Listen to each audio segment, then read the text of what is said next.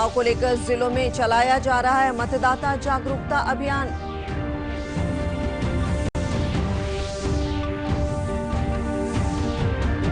और 15 अक्टूबर से खुलेंगे स्कूल और सिनेमा हॉल।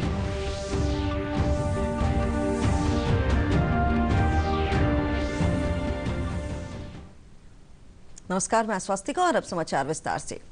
पहले चरण की 71 विधानसभा सीटों पर नामांकन की अंतिम तारीख जैसे जैसे नजदीक आ रही है, राज्य में राजनीतिक गतिविधियां भी तेज हो गई है। धीरे धीरे राजनीतिक घटक दलों की सीटों पर सहमति बननी शुरू हो गई है। पेश एक रिपोर्ट। पहले चरण की 71 सीटों पर नामांकन पत्र भरने के लिए केवल 3 दिन का समय बचा है। इसी कड़ी में एनडीए ने एक साझा प्रेस वार्ता में विधानसभा चुनाव की सीटों को लेकर अपनी स्थिति स्पष्ट कर दी है।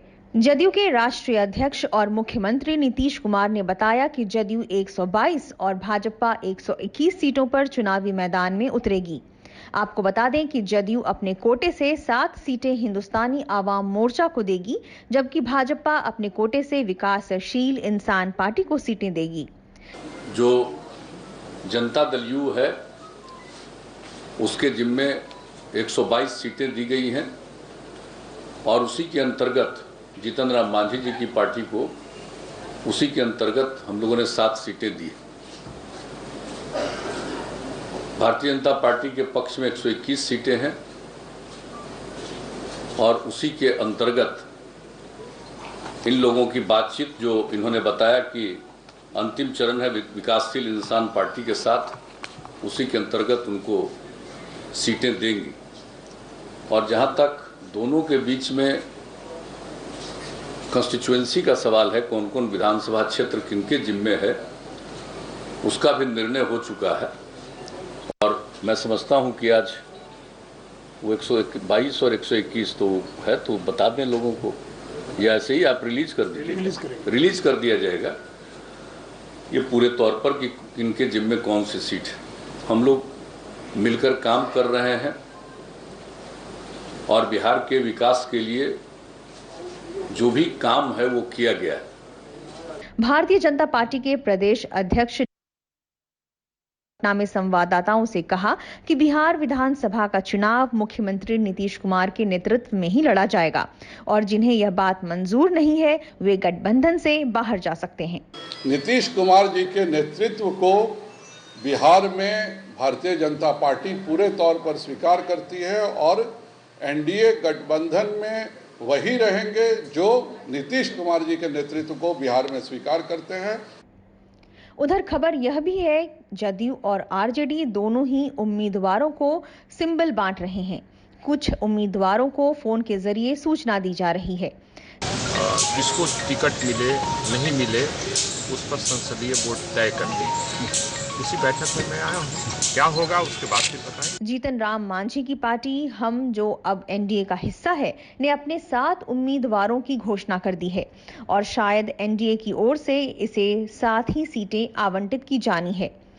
हिंदुस्तानी आवाम मोर्चा की एक बैठक के बाद सभी 7 सीटों का फैसला कर दिया गया।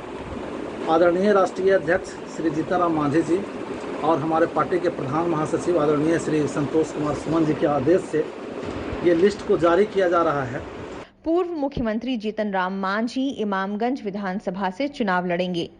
सीपीआईएमएल, सीपीआई और सीपीआईएम ने अपने अपने उम्मीदवारों की घोषणा कर दी है।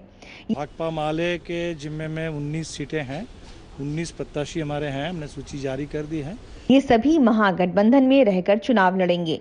चुनावों की सरगर्मियां अब तेज होने लगी हैं।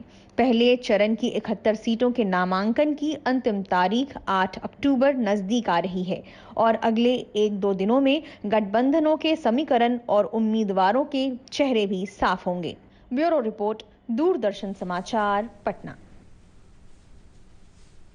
बिहार विधानसभा चुनाव को लेकर पूर्वी चंपारण में जिला निर्वाचन पदाधिकारी की अध्यक्षता में सभी मान्यता प्राप्त राजनीतिक दल के साथ बैठक हुई। बैठक में आदर्श आचार संहिता का 100% पालन करने के साथ ही कोविड-19 के माहौल में हो रहे चुनाव के लिए विशेष सतर्कता बरतने पर राजनीतिक दलों और प्रशासन के बीच सहमति बनी। इस मौके पर जिलाधिकारी शीर्षत कपिल अशोक ने कोविड-19 के नियमों का पालन करने, मास्क, सैनिटाइजर का प्रयोग करने और 2 गज की दूरी बनाए रखने की आवश्यकता पर बल दिया। साथ जो है ईवीएम्स के ऊपर रैंडमाइजेशन की प्रक्रिया पूर्ण की गई है पूर्वी चंपारण में, जहां पे 12 असेंबली कॉन्स्टिट्यूएंसीज जो है मौजूद है। फर्स्ट रैंडमाइजेशन जो होता है वो इलेक्शन कमीशन ऑफ इंडिया का जो ईवीएम सॉफ्टवेयर है रैंडमली वो ईवीएम को एसी वाइज अलोकेट कर देता है, उसके माध्यम से किया गया है। पश्चिमी चंपारण में जिला पदाधिकारी कुंदन कुमार ने बिहार विधानसभा चुनाव और वाल्मीकि नगर लोकसभा उपचुनाव को सफल बनाने के लिए प्रशिक्षण कर्मियों को प्रशिक्षण देने के लिए डमी मतदान केंद्र का उद्घाटन किया। इस दौरान जिलाधिकारी ने कहा कि कोविड-19 के दौर में चुनाव कराना एक चुनौती है, जिसे हर हाल में पूरा किया जाएगा। यहाँ पे जो आगामी निर्वाचन है उसके लिए यहाँ पे प्रशिक्षण दिया जा रहा है सभी कर्मियों को। बिहार विधानसभा चुनाव के लिए मतदाताओं को जागरूक करने के लिए नवादा जिले में मतदान कर्मियों को प्रशिक्षण देने का काम लगातार जारी है। मास्टर ट्रेनर अलखदेव यादव ने बताया कि कर्मियों को डमी मतदान प्रक्रिया के माध्यम से चुनाव बारीकियों को समझाया जा रहा है। उन्होंने बताया कि चुनावी ड्यूटी में तैनात कर्मियों के कोविड-19 के संक्रमण से बचाव के उपाय से भी अवगत कराया जा रहा है। मॉकपोल के बारे में जानकारी मिली है, कैसे वोट दिया जाता है। मैंने 1 नंबर का बटन दबाया, वीवीपैट में 1 नंबर का सैंपल दिखा और 7 सेकंड तक वहाँ पर विजिबल रहा। उसके बाद वो इनविजिबल रहा।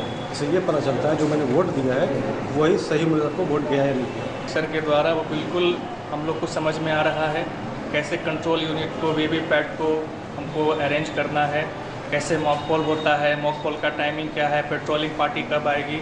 इसकी जो समझ जानकारी है उससे हम लोग पूरी तरह से संतुष्ट हैं। बिहार विधानसभा की 245 में से 71 सीटों पर प्रथम चरण के चुनाव के लिए नामांकन दाखिल करने का काम जारी है। प्रथम चरण के चुनाव के लिए नामांकन दाखिल करने का कल अंतिम दिन है। आज बाढ़ से एनडीए के प्रत्याशी ज्ञानेंद्र सिंह ज्ञानू, मोकामा से राजद प्रत्याशी अनंत सिंह, लखीसराय से प्रहलाद यादव, नवादा से एनडीए के 5 और महागठबंधन और अन्य पंजीकृत क्षेत्रीय दलों के प्रत्याशी भी नामांकन दाखिल करेंगे। जमुई जिले में श्रेयसी सिंह, विधायक विजय प्रकाश, रालोसपा के पूर्व विधायक अजय प्रताप, झाझा से दामोदर रावत, चकाई से सुमित कुमार समेत अन्य दलों के प्रत्याशी नामांकन दाखिल करेंगे। राज्य निर्वाचन कार्यालय के अनुसार प्रथम चरण में अब तक 71 सीटों में से 49 सीटों के लिए 111 उम्मीदवारों ने नामांकन पत्र दाखिल किया। जहानाबाद से जनता दल यूनाइटेड के कृष्णनंदन प्रसाद वर्मा, अतरी से जदयू की मनोरमा देवी, इमामगंज से राष्ट्रीय जनता दल के उदय नारायण चौधरी और हम पार्टी के अध्यक्ष जीतन राम मांझी, टेकारी से हिंदुस्तानी अवाम मोर्चा के अनिल कुमार और शोषित समाज दल की पूनम कुमारी, पालीगंज से भाकपा माले के संदीप सौरभ समेत कई निर्दलीय प्रत्याशियों ने भी नामांकन पत्र दाखिल किया। चुनौती रहता था, सबसे ज्यादा था बिजली का, रोड का, ड्रिंकिंग वाटर का और शिक्षा का, स्वास्थ्य का बहुत बड़ा समस्या था और उस समय सब चीज में जर्जरी था। आप जाके देख लिए, आधुनिक थाना है, आधुनिक हॉस्पिटल है, आधुनिक रोड है, आधुनिक बिजलीकरण है, विद्युतीकरण है वहाँ पर। तो हम बने हैं तो उसको हम बिल्कुल अपने शरीर के तरह उसको सजा के रखें और सजा के रखेंगे भी आगे। देखिए, हमारे राजनीतिक गुरु कोई नहीं रहे हैं। हमारे राजनीतिक गुरु और जिनको मैं गुरु मानता हूँ, माननीय नेता नीतीश कुमार जी। नीतीश कुमार जी ने बिहार को एक नई गति ही नहीं बल्कि नई दिशा देने का काम किया है। इसलिए हमारे राजनीतिक गुरु माननीय नेता नीतीश कुमार जी हैं और हमारा ये मानना है कि नीतीश कुमार जी की जो विचारधारा है, जो सोच है, उसे हम बिहार के जन जन तक पहुंचाने का काम करेंगे, कोने कोने तक। खबरों में आगे बढ़ते हैं। केंद्र सरकार ने 15 अक्टूबर से स्कूलों को खोलने के लिए दिशा निर्देश जारी कर दिया है। सरकार की तरफ से आयोजित दिशा निर्देश में कहा गया है कि स्कूल खोलने के पूर्व प्रबंधन को स्कूलों में सैनिटाइजेशन की व्यवस्था करनी होगी। इसके अलावा स्कूल को आपात देखभाल के लिए हाइजीन से जुड़ी एक टास्क टीम का भी गठन करना होगा। दिशा निर्देश में इस बात पर जोर दिया गया है कि विद्यार्थियों को बैठने की व्यवस्था करते समय सोशल डिस्टेंसिंग का पालन करना होगा। बच्चों के स्कूल आने जाने का समय अलग अलग होगा। इधर केंद्र सरकार ने 15 अक्टूबर से सिनेमा हॉल को भी खोलने की इजाजत दे दी है। सिनेमा हॉल 50% क्षमता के साथ खुलेंगे। ये जानकारी देते हुए सूचना और प्रसारण मंत्री प्रकाश जावड़ेकर ने बताया कि टिकटों की बुकिंग में एडवांस बुकिंग को प्राथमिकता दी जाएगी। दर्शकों के लिए फेस मास्क अनिवार्य होगा। आ सकेंगे, एक कुर्सी छोड़कर एक कुर्सी ऐसी बैठने की व्यवस्था होगी। पूरी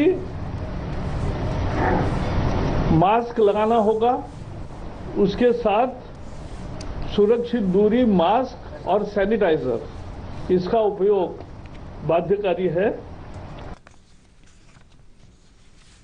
और अब 3 मिनट में 10 खबरें।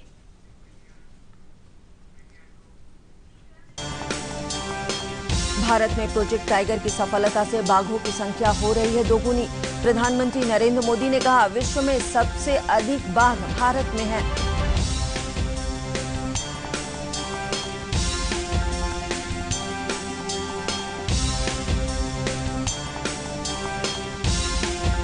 वर्ष 2020 के नोबेल पुरस्कार की हुई घोषणा। ब्लैक होल से जुड़ी खोज के लिए 3 वैज्ञानिकों को मिला भौतिकी का नोबेल पुरस्कार।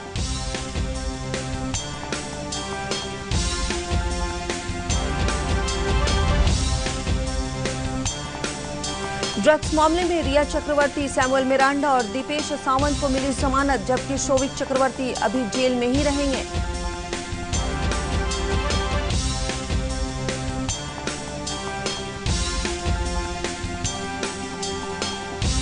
देश में कोरोना संक्रमण के मामले 67 लाख के करीब, सक्रिय मामले घटकर करीब 9,08,000 हो गए हैं।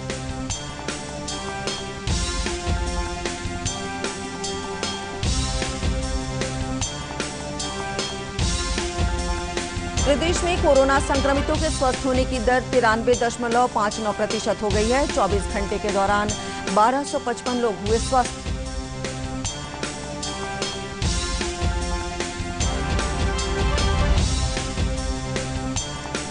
रोहतास में विधानसभा चुनाव को लेकर अर्धसैनिक बलों की होगी तैनाती। सुपौल में 10,000 से अधिक मतदान कर्मी होंगे तैनात।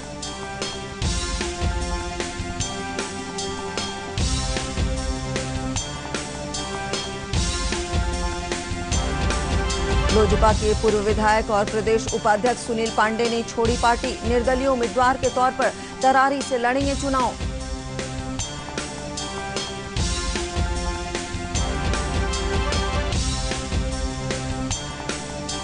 बिहार विधानसभा चुनाव को देखते हुए विशेष अभियान के तहत प्रदेश के कई जिलों में से भारी मात्रा में शराब बरामद। 11 तस्कर गिरफ्तार।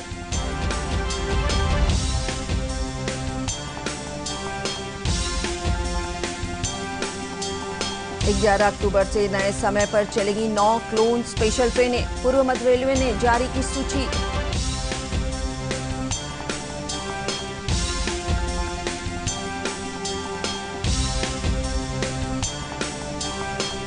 करबला की जंग में शहीद हुए हजरत इमाम हुसैन सहित 72 अनुयायियों की याद में पटना सिटी के नोजर कटरा इमामबाड़ा में अकीदतमंदों के द्वारा आग का मातम किया गया।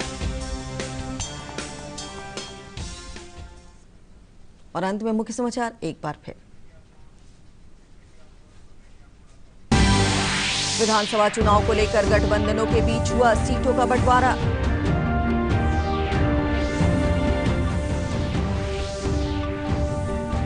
विधानसभा चुनाव के पहले चरण को लेकर प्रत्याशियों के नामांकन करने का सिलसिला जारी।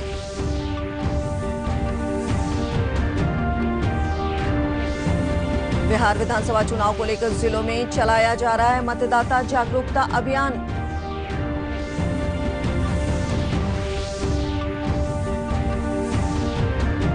और 15 अक्टूबर से खुलेंगे स्कूल और सिनेमा हॉल।